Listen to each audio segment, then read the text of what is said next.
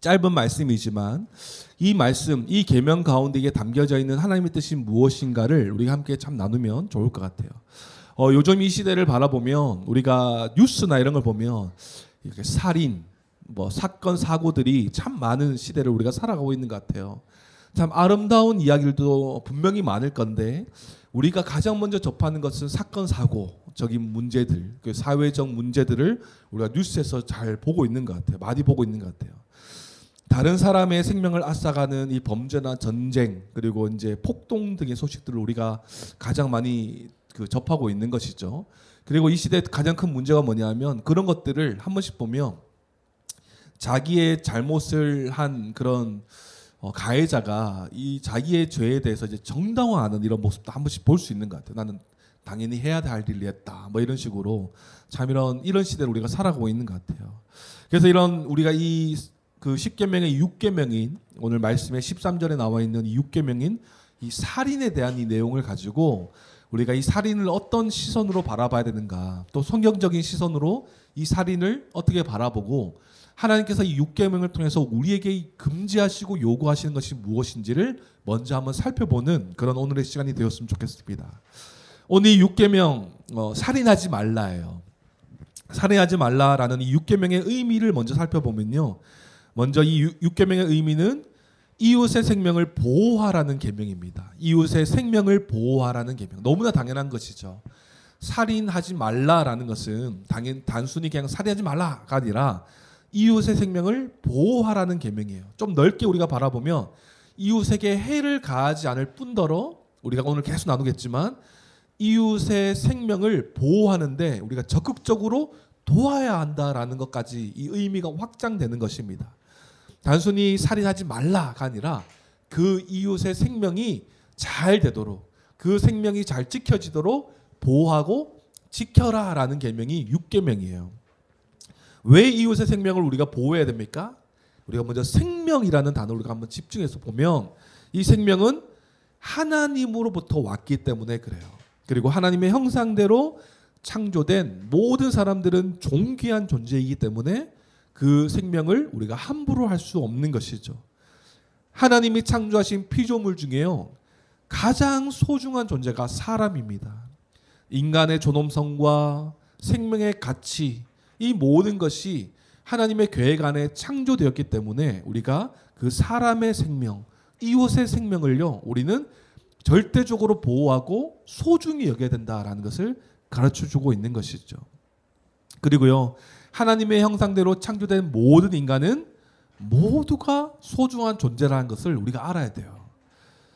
어떤 자는 귀하고 어떤 자는 업신여겨도 된다 이런 것이 아니죠.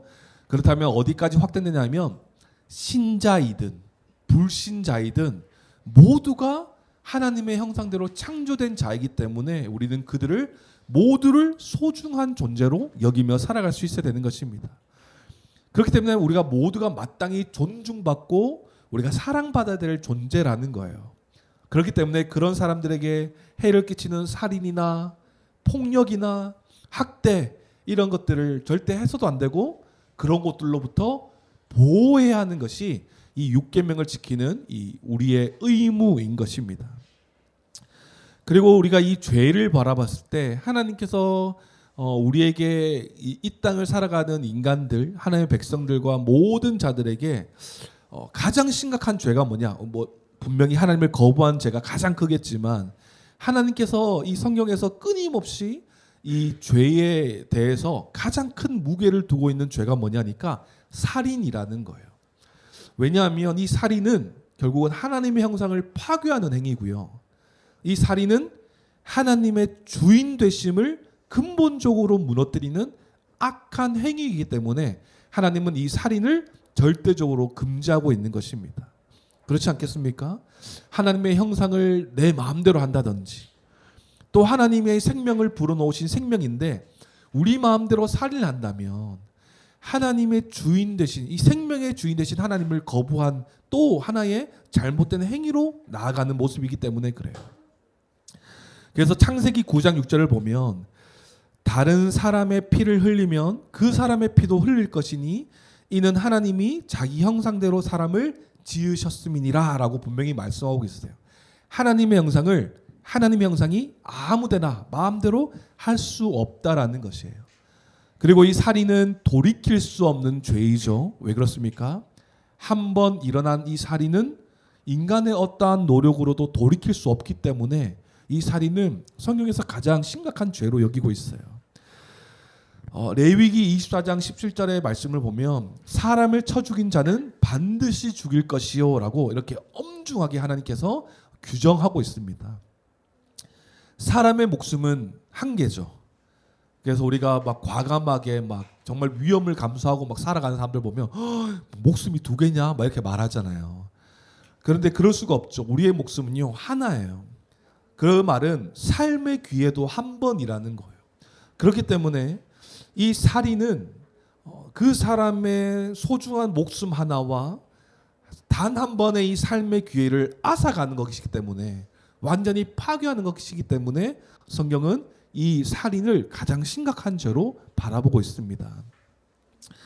하나님이 이스라엘에 주신 이 율법을 통해서요 한 사람의 생명과 그 인생이 얼마나 존귀하고 소중해야 되는지를 이 살인을 통해서 계속해서 가르쳐주고 있는 거예요. 살인해라가 아니라 살인하지 않음을 통해서 사람의 생명과 인생의 소중함을 가르쳐주고 계신 것입니다.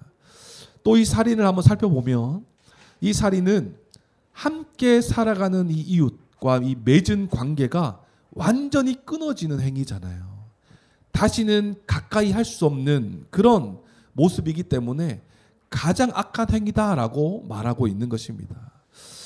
기억하시죠? 죄를 범하여 타락한 인간이 가장 먼저 범한 이 죄가 뭐였습니까? 살인이었어요. 하나님 나라에서 추방된 자들이 결국은 이 창세기 4장의 가인과 아벨 사건에서 가장 먼저 이 죄인의 속성과 죄인의 이 가장 행동으로 범한 이 죄의 모습은 살인이었다라는 거예요. 형제로 맺어졌던 이 관계가 완전히 끊어져서 다시 회복 불가능한 그런 결과를 초래하게 되었어요. 이 살인은요, 단순히 그 당사자뿐만 아니라 그 가족이나 그와 관련된 모든 사람들과의 관계도 다 깨트려지는 행위이기 때문에 이 살인은 절대적으로 악한 행위다라고 볼 수 있는 것이에요.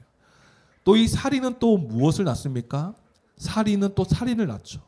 복수와 보복으로 인해서 추가적인 살인이 일어날 수 있기 때문에 이 살인을 매우 심각한 행위로 보는 것입니다. 그리고 이 6계명의 또 특징을 그 의미를 좀 더 살펴보면 이웃의 생명을요 단순히 해를 가하는 것을 금지하라는 것뿐만 아니라 이웃의 생명을 적극적으로 보호하기 위한 하나님의 명령인 것을 우리가 알 수 있습니다. 하나님이 이 이웃의 생명을 적극적으로 보호하기 위해서 주신 계명이다라는 것을 우리가 알 수 있어야 돼요. 다시 말하면 우리는요 그 생명을 함부로 할 수 없다라는 것뿐만 아니라 이웃의 생명을 지키고 보호할 책임이 있다라는 것이에요. 그러면 더 확장하면 무엇일까요?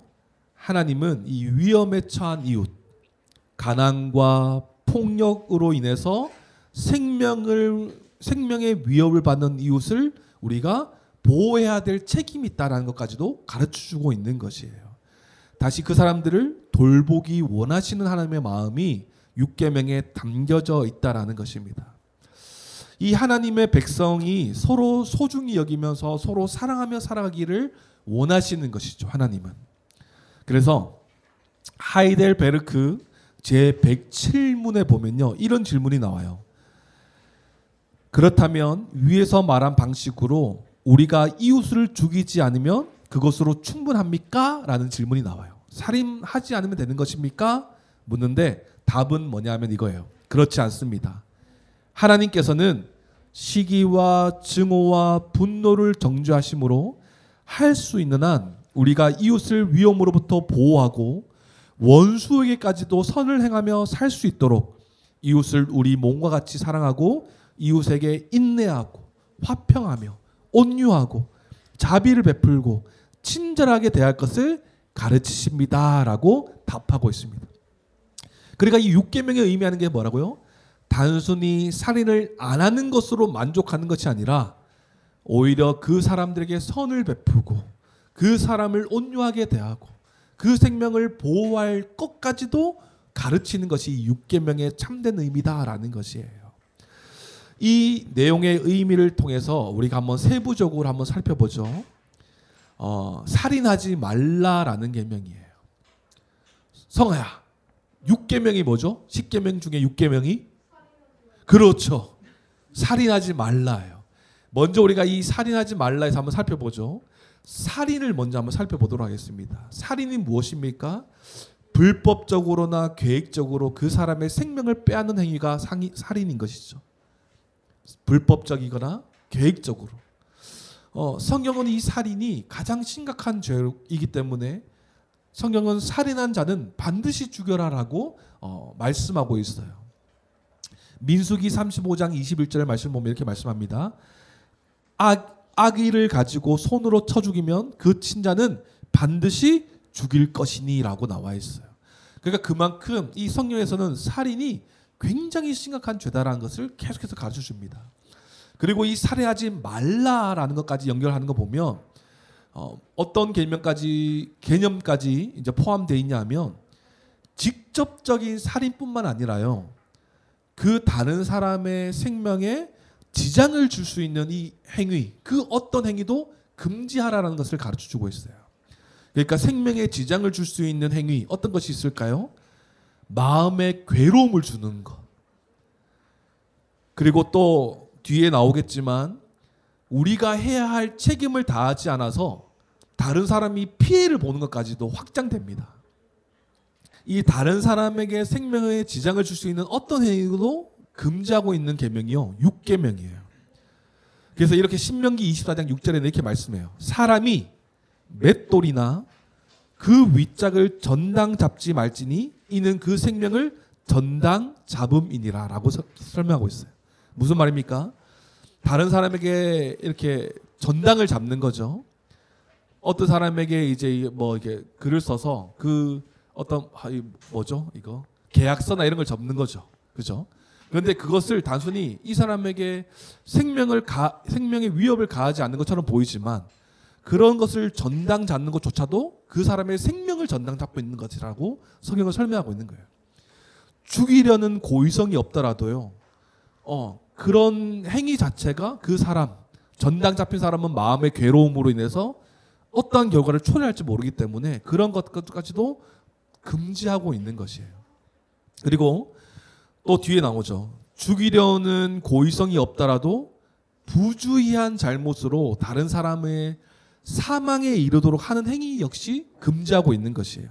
아까 말씀드렸듯이 사고를 일으키는, 그러니까 우리가에게 주신 이 책임을 다하지 않는 부주의함 때문에 생기는 이 죽음도 하나님은 역시 금지하고 조심하라라고 말하고 있는 것이에요. 그래서 재밌는 말씀이 나와요. 신명기 22장 8절에는요 이런 말씀이 나와요. 네가 새 집을 지을 때에 지붕에 난간을 만들어 사람이 떨어지지 않게 하라. 그 피가 내 집에 돌아갈까 하노라. 이렇게 말씀하고 있어요. 그러니까 모든 것에 조심하는 거죠. 이 생명을 지키기 위해서. 그리고 출애굽기 21장 28절 29절에는 또 이런 말씀이 나옵니다. 소가 남자나 여자를 받아서 죽이면 그 소는 반드시 돌로 쳐 죽일 것이요 그 고기는 먹지 말 것이며 임자는 형벌을 면하려니와 소가 원래 받는 버릇이 있고 그 임자는 그로 말미암아 경고를 받았을 때 단속하지 아니하여 남녀를 막론하고 받아 죽이면 그 소는 돌로 쳐 죽일 것이고 임자도 죽일 것이며 라고 말하고 있어요.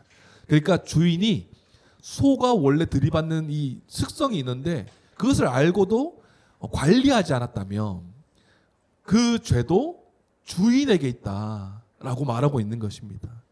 그러니까 이 6계명이 요구하는 것은 사람이 죽거나 상해를 입지 않도록 돕거나 미리 대비하는 것까지도 포함하는 것이 이 6계명의 내용인 것이에요.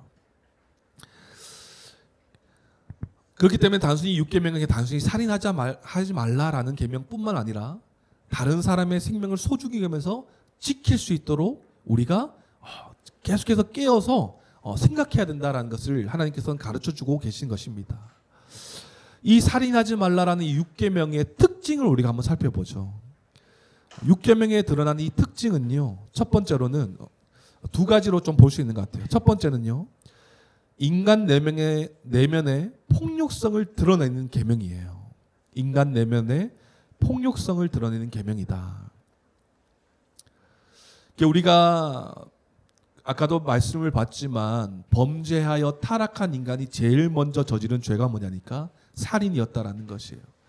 그리고 이미와 아직을 살아가는 우리가 하나님의 백성된 교회가 되었지만 아직까지 우리는 완전한 존재가 아니기 때문에, 연약한 존재이기 때문에 우리 마음 가운데는요 여전히 악한 마음, 상대방에게 해를 가하려는 그 의도적인 마음은 없었겠지만 우리 마음의 문제도 하나님께서는 보신다라는 거예요. 그게 뭐냐니까 예수님께서 이 6계명을요 산상수훈에서 다시 한 번 더 이 6계명의 의미를요 가르쳐 주십니다.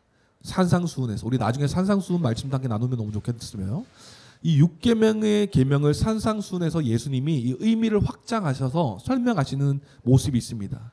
그러면서 이 예수님께서 가주신 이 살인의 의미를요 어떻게 보냐면 이 살인을 그냥 외적인 행위로만 말씀하지 않으세요.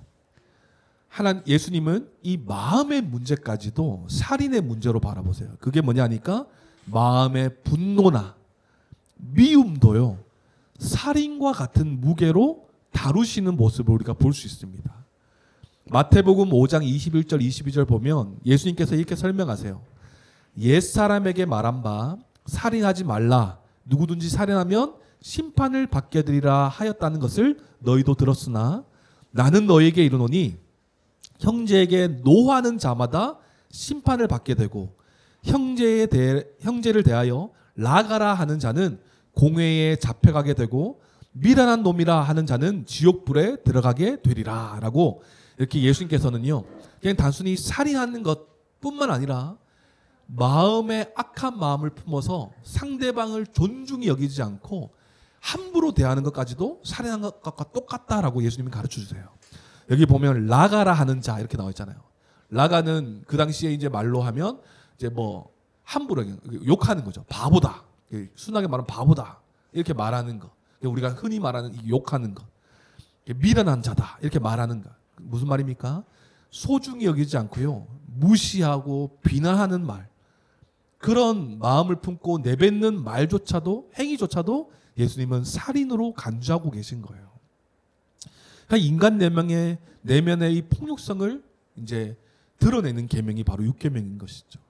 살인하지 말라라는 이 계명은요, 이 인간 내면의 폭력성을 드러내면서 그것이 죄임을 경고하는 계명인 것입니다. 요한일서 3장 15절은 더욱더 분명히 말하고 있죠. 그 형제를 미워하는 자마다 살인하는 자니 살인하는 자마다 영생이 그 속에 거하지 아니하는 것을 너희가 아는 바라라고 말씀하고 있어요. 그러니까 단순히 해를 가해서 살인, 생명을 앗아가는 것뿐만 아니라 미워하는 마음조차도 살인한 자다 이렇게 말씀하고 있는 것입니다. 그래서 칼빈이요 이렇게 말씀하고 있어요. 하나님께서 살인을 금지하신 것은 단지 피를 흘리는 행위를 막기 위함이 아니라 모든 종류의 해악과 악의, 폭력, 분노, 보복의 욕망까지도 함께 금지하신 것이다 라고 칼빈은 이야기하고 있어요. 그러니까 살인뿐만 아니라 우리 안에 있는 내면성에 있는 폭력성으로 인해 다른 사람이 해를 입는 것, 피해를 입는 것, 우리 마음에 그런 마음도 품는 것 다 하나님께서는 금지하고 계신다라는 것을 말씀하고 있는 거예요. 그리고 이 살인하지 말라라는 6계명의 특징 두 번째는 무엇일까요? 계속 반복되는 것이지만 생명 보호에 대해서 적극적인 책임을 강조하는 계명이 바로 6계명인 것입니다. 생명 보호에 대한 적극적인 책임을 강조하는 계명이다라는 것이에요. 앞서 말씀드렸지만 계속 반복될 것이에요. 성경은 이웃의 생명을 해치지 않을 뿐만 아니라 그 이웃의 생명을 적극적으로 보호할 책임도 우리에게 함께 명하고 계신다라는 것이에요. 야고보서 4장 17절 말씀 보면 이렇게 말씀합니다. 그러므로 사람이 선을 행할 줄도 알고도 행하지 아니하면 죄니라 이렇게 말하고 있어요. 우리가 선을 행해야 되는 것을 알고는 있지만 행하지 않는 것, 그 지체들을 도와주지 않는 것도 죄다라고 이야기하고 있는 것입니다. 성경은요, 이 소극적인 선을 넘어서요, 의도적으로 선을 행하지 않는 것도 죄로 보고 있는 것이에요. 위험에 처한 이웃을 외면하거나 그들의 생명을 보호할 수 있는 상황에서도 무관심한 태도, 성경은 죄로 보고 있는 거예요. 방관하는 것이요. 나중에 또 설명드리겠지만, 그래서 결국은 이 6계명은 단지 해를 끼치는 수준이 아니라 결국 이웃의 생명을 지키고 그 안녕을 위해서 적극적으로 행동하는 이 사랑으로 나아가야 된다라고 하나님은 가르쳐주고 계신 것입니다. 그래서 우리가 크게 이 살인에 대한 계명을 봤을 때 하지 말라와 해라가 너무나 분명하게 드러나죠. 해를 끼치지 마라. 이웃의 생명을 적극적으로 보호해라 라는 것이 너무나 선명하게 드러나는 계명이 6계명인 것입니다. 그러면 이제 이 계명을 우리가 한번 이 의미와 특징을 살펴봤으니 이제 정말 이 계명 안에 담겨져 있는 금지하는 것과 요구하는 것이 무엇인지를 함께 나누고 우리가 함께 말씀을 맞춰보도록 하겠습니다. 먼저 이 6계명이 금지하는 죄가 무엇입니까? 두 가지로 볼 수 있는 것 같아요. 첫 번째는 생명을 빼앗는 살인 행위를 금지하십니다. 생명을 빼앗는 살인 행위. 생명을 빼앗는 살인 행위는 어떤 것이 있냐면 네 가지 정도로 우리가 정리할 수 있을 것 같아요. 첫 번째는 살인입니다. 그리고 두 번째는 폭력이고요. 세 번째는 방관이고, 네 번째는 그 이웃에 대한 살인처럼 보이지만 결국 이 생명에 대한 계명이기 때문에 자살도 금지한다라는 것이에요. 먼저 살인은 무엇입니까? 다른 사람의 생명을 빼앗는 행위예요. 이 살인은 결국은 무엇입니까? 6계명은 다른 사람의 생명을 빼앗아서요, 그가 살아갈 삶의 기회를 빼앗는 것, 살아갈 삶의 기회를 박탈하는 행위를 금지하고 있는 것입니다. 다른 사람의 생명에 지장을 줄 수 있는 그 어떤 행위도 금지하고 있는 것이 바로 이 6계명인 것이죠. 당연하게 살인은 금지해야 되는 것이요. 두 번째는 무엇이라고요? 폭력을 금지하고 계신 거예요. 생명을 빼앗는 행위이기 때문에 그렇습니다. 폭력은 무엇입니까? 다른 사람에게 직접적인 해를 끼치는 행위가 폭력이죠. 신체에 직접적인 해를 가하는 다양한 형태의 폭력적인 행위를 금지하고 계신 것이에요. 신체뿐만 아니라요, 어디까지 이야기하냐면 정신적인 부분에까지도 해를 끼치는 표정이나 말이나 행동도 금지해야 됩니다. 그래서 우리가 사람의 표정이나 행동을 보면서 우리가 되게 이제 신경을 많이 쓰잖아요. 그 사람의 행동과 말을 통해서 막 마음의 상처도 있기도 하고, 그런 것들도 다 폭력에 포함된다라는 것이. 그리고 생명을 빼앗아가는 살인행위 중에 또 무엇이 있다고요? 방관입니다. 타인의 죽음을 방치하는 행위죠. 그래서 6계명은 다른 사람이 죽어가는 이 상을 알면서도요, 어떠한 조치도 취하지 않아서 그 생명이 결국 죽음에까지 이르게 되는 이 모든 것을 금지하고 있는 것입니다. 그래서 방관이 우리 가운데 참 조심해야 될 이 6계명을 지키는 모습이에요. 누가복음 10장 30절에서 37절 말씀 보면 강도 만난 사람의 예가 나오죠.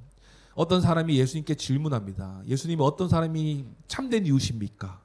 그러자 예수님께서 이 예를 들어주시죠. 한 사람이 예루살렘에서 여리고로 내려가다가 강도를 만나 옷도 벗겨지고 때려 맞아 죽어서 거의 죽어가고 있는 상황까지 놓이게 되는 거예요. 그 상황 가운데에 어떤 사람들이 지나가냐니까 제사장도 지나가요.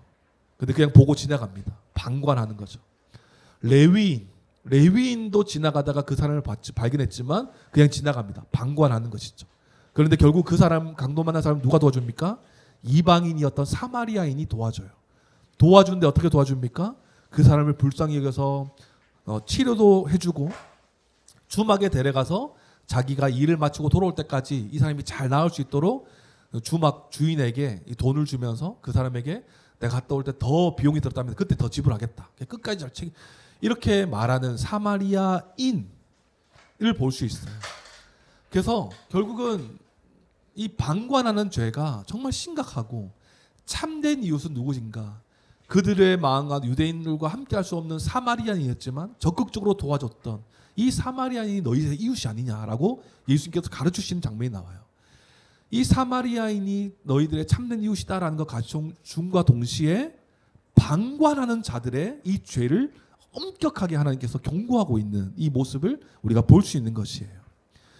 이 죽음에 직접적인 개입이 없더라도 방치하거나 결국 죽음에 이르게 된다면 그 죽음에 영향을 준 것으로 간주해서 이 육계명을 어긴 것과 같이 되는 것입니다.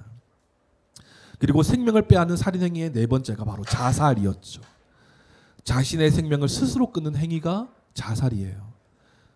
그러니까 육계명은 단순히 이웃에게 해를 가하지 않는 것뿐만 아니라 우리가 넓은 계명의 의미로서 생명에 관한 계명인 것이에요. 그 생명은 어디에도 포함되어 있는 것입니까? 나에게도 포함되어 있는 것이에요.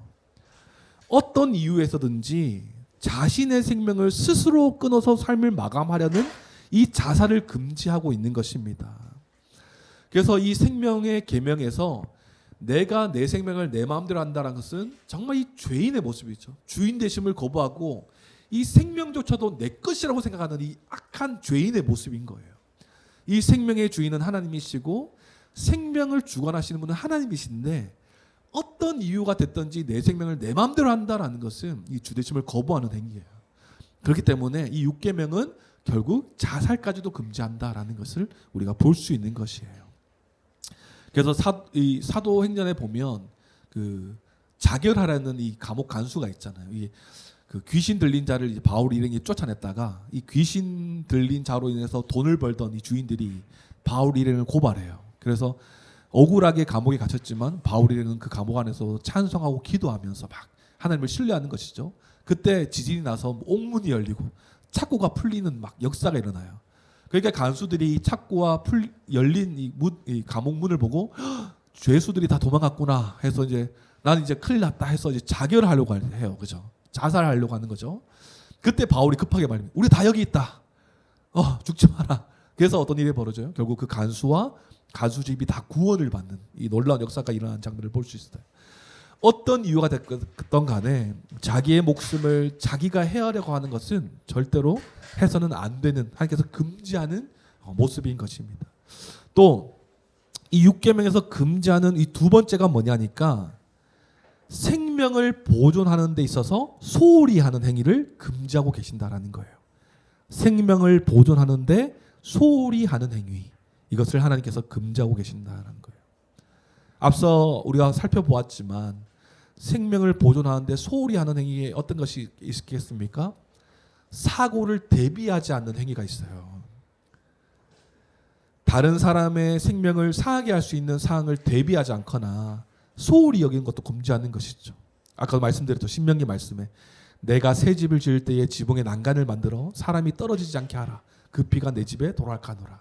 이 모든 것도 우리에게 있어서 부주의함 없게 책임감 있게 일하라는 것을 또 설명하는 거죠.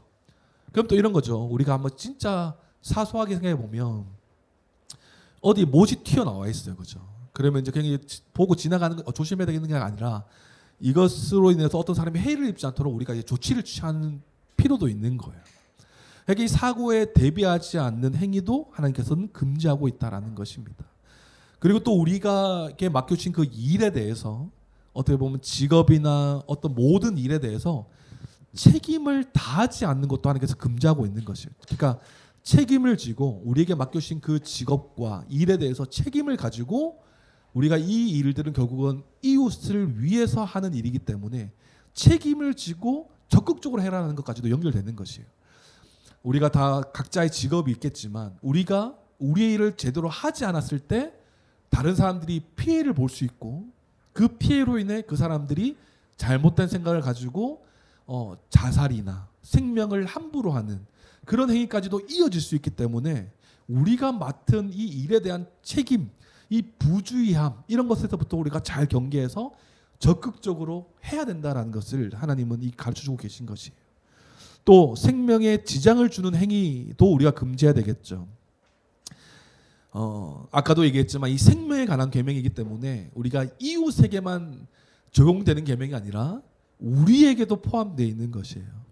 우리 신체에 직접적인 영향을 주어서요 건강을 상하게 하는 것, 이런 모든 것을 금지해야 되는 것입니다. 그럼 뭐가 있을까요? 술, 담배 그런 것들이 여기에 포함되는 것이죠. 마약 이런 것들, 우리의 신체를 해하고 우리의 생명을 앗아가게 하는 그런 것들도 우리가 적극적으로 금지해야 되는 것이에요. 과식, 과음, 약물, 그리고 불규칙한 습관 같은 것들, 이 생명에 지장을 주는 모든 행위를요 금지해야 되는 것입니다. 그래서요 좀 쉴 때 쉬어야 되는 것이에요. 그리고 또 운동을 해야 될 때 운동을 해야 되는 거예요. 그래서 이 생명은 다른 이웃에게만 해당되는 것이 아니라 생명에 관한 하나님의 계명이기 때문에 우리에게도 포함된다라는 것이에요. 생각해 보십시오. 이 말씀을 제가 같이 공부하면서 우리가 다른 사람을 적극적으로 내용같이 사랑하려면요 내가 더 건강해야 되는 거예요. 내가 건강하지 않으면 내가 도와주고 싶어도 도와줄 수가 없는 거예요. 그렇기 때문에 먼저 이 생명에 지장을 주는 행위도 우리 자신에게도 포함되어서 우리가 적극적으로 이 생명의 소중함을 우리가 잘 다스리고 적극적으로 할 수 있어야 되는 거예요. 그래서 생명을 빼앗는 살인 행위도 금지하시고 생명을 보존하는 데 소홀히 하는 행위도 우리가 금지해야 된다라는 것이에요. 그렇다면 이 계명을 통해서 하나님께서 우리에게 요구하시는 것이 무엇이냐? 우리가 또 살펴보면 똑같이 이 두 가지로 살펴볼 수 있는 것 같아요. 첫 번째는요, 생명을 보존하기 위한 열심을 하나님은 우리에게 요구하고 계신 것입니다. 생명을 보존하기 위한 열심. 생명을 보존하기 위해서 이 열심을 가지려면요, 먼저 우리가 생명에 대한 존중이 우리 가운데 있어야 되겠죠. 자신과 다른 사람의 생명을요, 이 귀하게 여기고 존중하기를 하나님은 원하세요. 나도 소중한 걸 안다면 우리 옆에 있는 지체들도 소중하다라는 것을 우리가 알아야 돼요. 그런데 살인이나 다른 사람에게 사기를 쳐서 해를 가하는 것은 무엇입니까? 자기밖에 모르는 거예요. 나를 위해서 내 기분과 내 감정이 더 중요하니까 다른 사람들한테 함부로 하는 거예요. 그렇기 때문에 하나님께서는 우리에게 요구하시는 것이 첫 번째로 뭐냐니까 생명을 보존하기 위해서 열심을 요구하시는데 먼저 생명에 대한 존중함을 알아야 되는 것이에요. 생명은 하나님께 속한 것이고 인간은 그것을 존중하며 보호할 책임이 있기 때문에 그렇습니다. 인간 생명의 신성함과 이를 훼손하고 경시하는 모든 태도를 거부하고 우리가 살아가야 되는 것이죠. 그래서 이 6계명은요, 자살이나 낙태나 방조된 죽음이나 혐오 표현이나 이런 것들을요 우리는 경시하고 이 다양한 생명들을 경시하는 행위들을 우리는 거부할 수 있어야 되는 것이에요. 그래서 우리는 다른 지체들의 이 생명 그리고 나의 생명을 지키기 위해서 적극적인 방식과 우리들의 생각으로요 이 타인의 생명과 삶을 증진시키기 위한 이 마음과 태도를 가져야 된다라는 것입니다. 그래서 먼저는요 이 생명에 대한 존중함을 우리가 잘 가질 수 있어야 돼요. 그리고 이 생명을 보존하기 위해 열심을 가지려면요 우리 가운데에 약자를 보호하기 위한 노력도 필요하다라는 것이에요. 사회적 약자를 보호해야 될 책임이요 우리 가운데 있습니다. 자신의 힘으로 그들은 자신의 생명과 삶을 보호할 수 없기 때문에 우리는 그들을 도울 수 있어야 되는 것이죠. 신명기 말씀을 보면 이렇게 말씀합니다. 너는 객이나 고아의 송사를 억울하게 하지 말며 과부의 옷을 전당 잡지 말라. 그러니까 사회의 약자들이잖아요. 고아와 가부와 객들은 다 사회적 약자인데 그들에게 뭔가 전당 잡아서 그들에게 해를 가하지 말고 오히려 그들을 적극적으로 도와야 된다는 것을 가르쳐주고 계십니다. 잠언 말씀엔 또 이렇게 말씀하세요. 너는 말 못하는 자와 모든 고독한 자의 송사를 위하여 입을 열지니라. 너는 입을 열어 공의로 재판하여 공고한 자와 궁핍한 자를 신원할지니라. 무슨 말이냐면 말 못하고 고독한 그 사회적 약자들에게 그냥 방관하고 기다리지 말고 그들을 위해서 적극적으로 입을 열어서 사회적으로 그들을 도와줘라라고 하나님은 가르쳐주고 계신 것이에요. 이사야 말씀에도 그렇게 말씀합니다. 선행을 배우며 정의를 구하며 학대받는 자를 도와주며 고아를 위하여 신원하며 과부를 위하여 변호하라 하셨느니라. 그러니까 우리가 사회적 약자를 위해서요. 정말 그들의 생명을 위해서 우리는 적극적으로 나서서 도와줄 수 있어야 된다는 것이에요.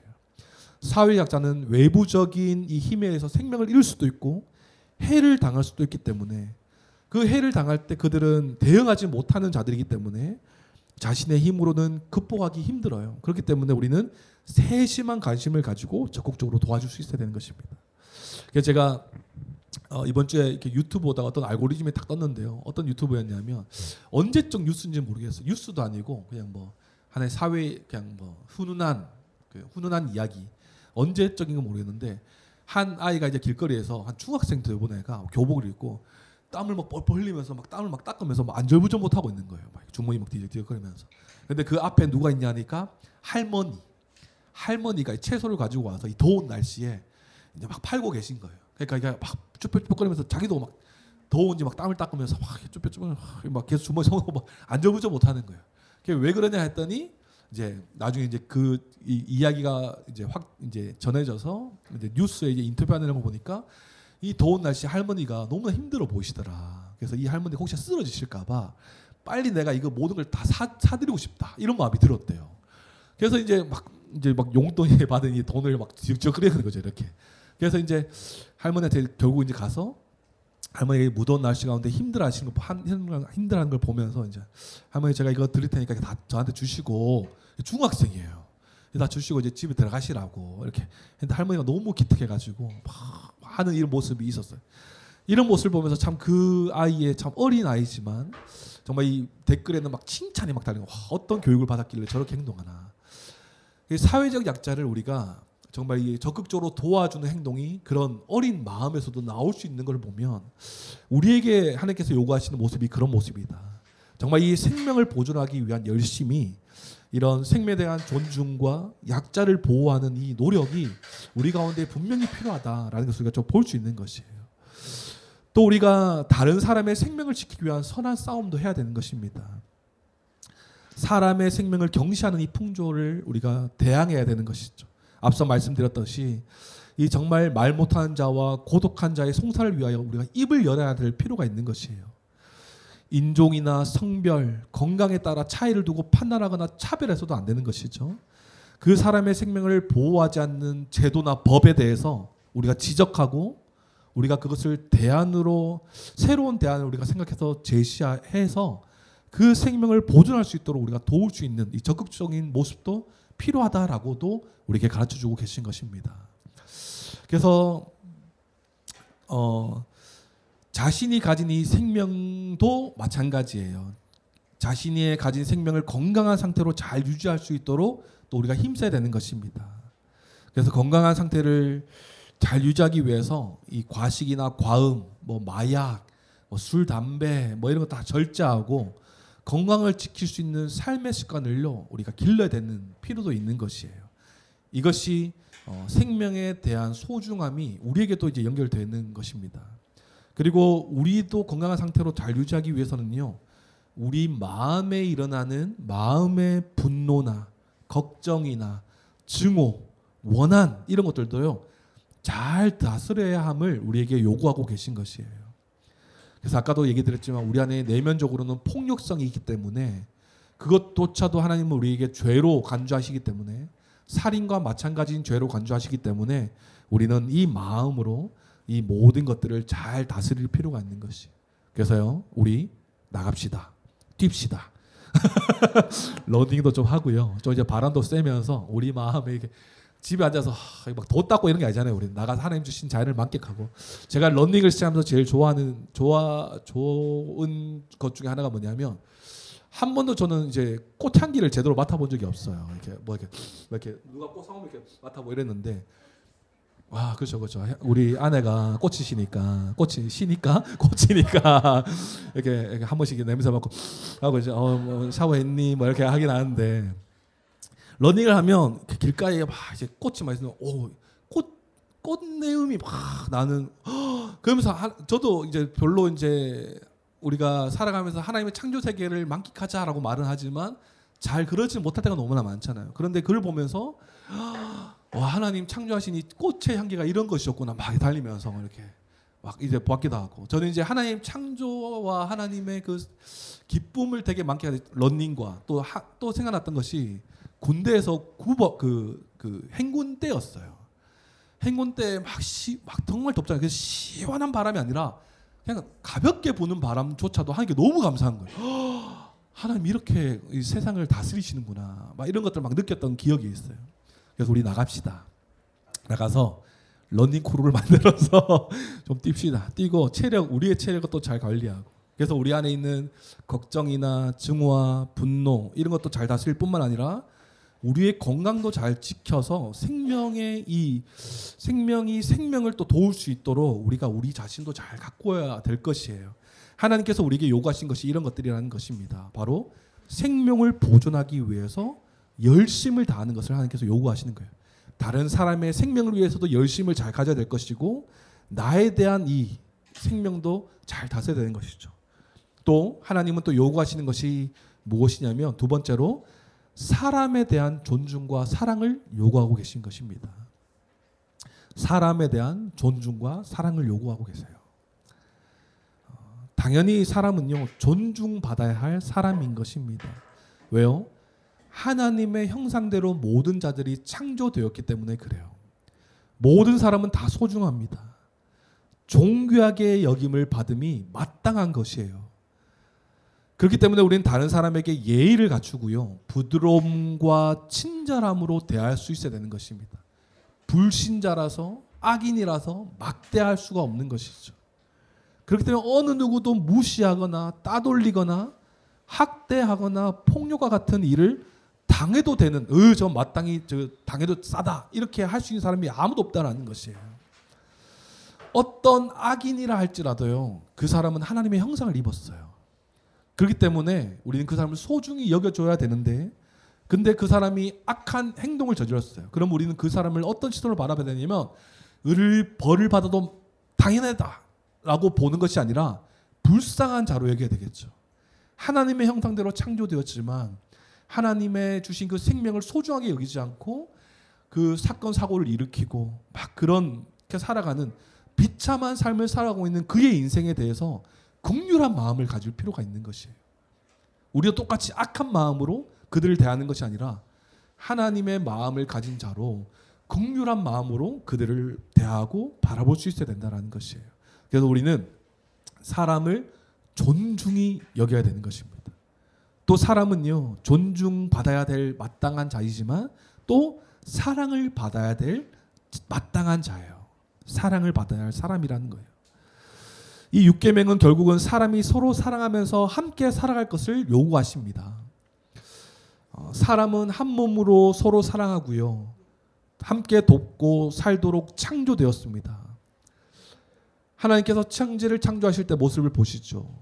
혼자 두기를 안타까워하셨어요. 그래서 최초의 공동체인 아담과 하와를 함께 살아가게 하셨어요. 그것이 하나님의 세계의, 하나님 나라의 모형이자 하나님 나라의 원리였어요. 함께 살아가는 모습. 그 모습을 하나님께서 꿈꾸시고 지금도 이어가세요. 하나님은 한 몸으로 서로 사랑하고 함께 돕고 함께 살아가는 것을 꿈꾸십니다. 우리도 마찬가지죠. 우리 혼자 신앙생활하는 것이 아니라 한 몸으로 살아가도록 우리를 이제 재창조하셨어요. 새 사람으로 만드셨다라는 거예요. 그래서 사람은요, 결코 혼자 살아갈 수 없는 존재인 것입니다. 그렇기 때문에 사람은 서로 사랑하고 서로 돌보아 주면서 함께 살아가는 이 삶의 원리를 알아서 사랑해야 돼요. 도와줘야 되는 것입니다. 그래서 하나님은 결국 이 6계명, 살인하지 말라라는 이 계명을 통해서 생명의 소중함을 보호하고, 살인하지 않음으로 우리의 마음을 잘 다스리고, 살인하지 않음으로 그 생명을 소중히 여기고 존귀히 여기면서 보호할 것을 우리에게 요구하시는 것이죠. 그래서 6계명의 성취됨을 통해서 모든 사람이 함께 살아갈 수 있는 이 세상을 하나님은 꿈꾸시고 지금도 이 계명을 통해서 이루어가고 계신다라는 것입니다. 금지하는 것이 무엇입니까? 생명을 빼앗는 것, 생명의 안전을 위해 소홀히 여기는 것, 이것도 다 금지하시고요. 하나님은 생명을 보존하기 위한 열심과 사람에 대한 존중과 사랑을 지금도 요구하고 계신다라는 것을 우리가 살펴볼 수 있는 것입니다. 오늘 6계명의 말씀을 마무리하겠습니다. 하이델베르크 요리문답 105문에 이런 질문이 나와요.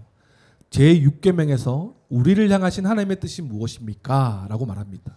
답은 이렇게 나와 있어요.